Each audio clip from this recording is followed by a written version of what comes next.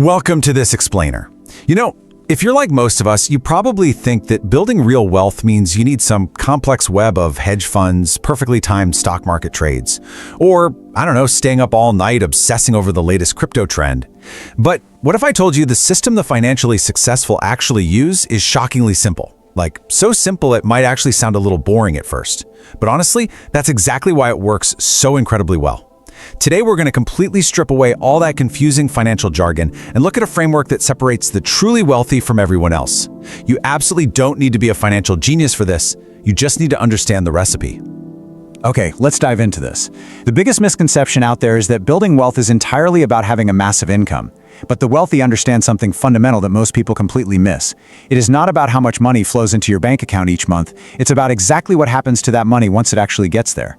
You can earn a six-figure salary and still find yourself completely broke if you don't know how to direct your cash. Meanwhile, someone earning half that amount, they can build substantial, life-changing wealth just by having a reliable system. And that system comes down to three incredibly powerful numbers: 15, 65, and 20.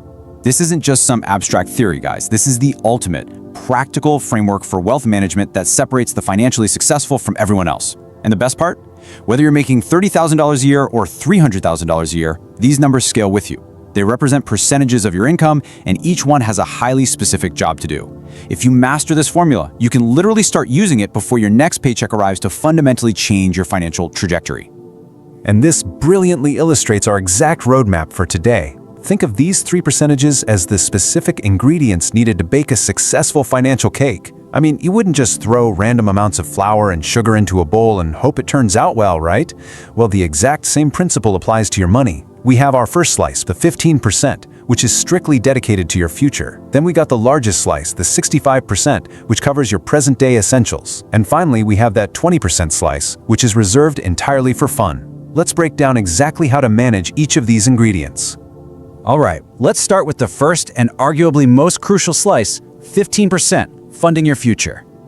This 15% is the portion of every single dollar you earn that gets immediately set aside for your future self. Not for rent, not for groceries, and definitely not for that new gadget you've been eyeing online. This money has one singular, extremely important job: to work for you while you sleep. To understand why this 15% is absolutely non-negotiable, you have to realize it serves two critical purposes. First off, it builds your financial safety net. Because let's face it, life has an annoying habit of throwing curveballs. Your car breaks down, you get hit with a surprise medical bill, maybe your company downsizes. Without a safety net, these are absolute emergencies that create pure panic and usually lead to massive credit card debt. But with this 15% working for you, these disasters are downgraded to mere inconveniences. You just handle the problem and you sleep soundly at night. The second purpose is that it acts as your wealth builder. This money doesn't just sit there gathering dust. It actively generates more money for you.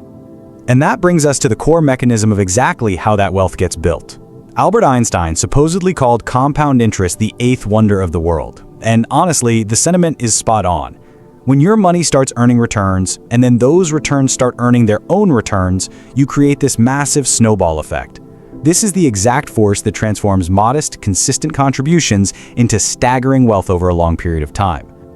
Let's look at a fascinating little mini-narrative to show you the dramatic tension between starting early versus starting late. We have Sarah and James.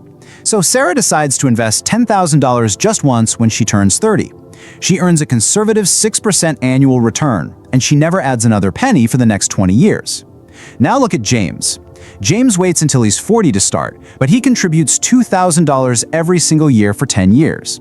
By age 50, James has invested $20,000 of his own hard-earned money, while Sarah only ever invested her original $10,000. They both earn the exact same 6% return. Now, what's really interesting about this slide is the punchline. At age 50, Sarah has over $32,000, while James has roughly $28,000. Sarah invested exactly half as much of her own money as James did, yet she ended up wealthier. Crazy, right? Why did that happen? Because the magic ingredient isn't necessarily the amount of cash, it's the amount of time. Giving her money those extra 10 years to compound made all the difference in the world. This is exactly why getting that 15% invested early is so incredibly vital. So where should that 15% go? Well, the wealthy know to look for tax-advantaged accounts first, especially employer-matched retirement plans. Look, if your company matches your contribution and you aren't taking full advantage of it, you are literally leaving free money on the sidewalk. It is exactly like finding a $20 bill on the ground and deciding to only pick up $10 of it. No way you do that, right? That match is an instant 100% return on your investment before the market even does anything. The wealthy max out these accounts and, crucially, they keep their strategy boring. They don't chase hot stock tips, they buy simple, low-fee index funds that track the overall market. Because over a 30-year period, avoiding a hefty 2% management fee can save you tens of thousands of dollars in lost growth. Now let's pivot to the present day with our second slice. 65%, capping your essentials. Your essentials cover housing, transportation, groceries, and utilities, the true necessities that keep your life functioning day to day. The reason this category is such a dangerous battleground is because of a very sneaky trap called lifestyle inflation. It's basically the financial equivalent of Parkinson's law. Just like work expands to fill the time available, your expenses naturally expand to consume whatever income you allow them to. You know how it goes. You finally get that big promotion at work, and suddenly your perfectly reliable car looks completely outdated compared to what your colleagues are driving. Your comfortable apartment suddenly feels incredibly cramped. Before you know it, you're earning significantly more money, but you are just as financially stressed as you were before. Capping your essentials at 65% is your primary defense mechanism against this natural upward drift. Let's actually look at the exact math on how these constraints breed incredible wealth-building creativity. Take transportation, a huge pain point for a lot of us. The average car payment is heavily inflated right now, often hitting around $700 a month for an asset that literally loses value the second you buy it. But what if you chose a reliable used car for $300 a month instead? You save $400 every single month. If you take that $400 difference and invest it into that 15% future bucket we just talked about over 10 years at a reasonable return, that money could grow to over $60,000. Suddenly, that shiny new car doesn't look like quite such a great deal, does it? The wealthy make conscious, creative choices to live below their means in housing and transportation specifically so they can fund their investments. Which brings us to the final psychological twist, 20%, guilt-free enjoyment. This remaining 20% is completely dedicated to exactly that, guilt-free enjoyment. That's right, the wealthy deliberately budget a massive chunk of their income just for fun. This covers your spontaneous purchases, your hobbies, your morning coffee rituals, and your vacations. This money is set aside specifically to bring you joy in the present moment. Now, you might be wondering, why wouldn't they just invest this 20% too? Well, it all comes down to psychology and sustainability. Trying to save every single spare penny is exactly like going on an impossibly strict financial diet.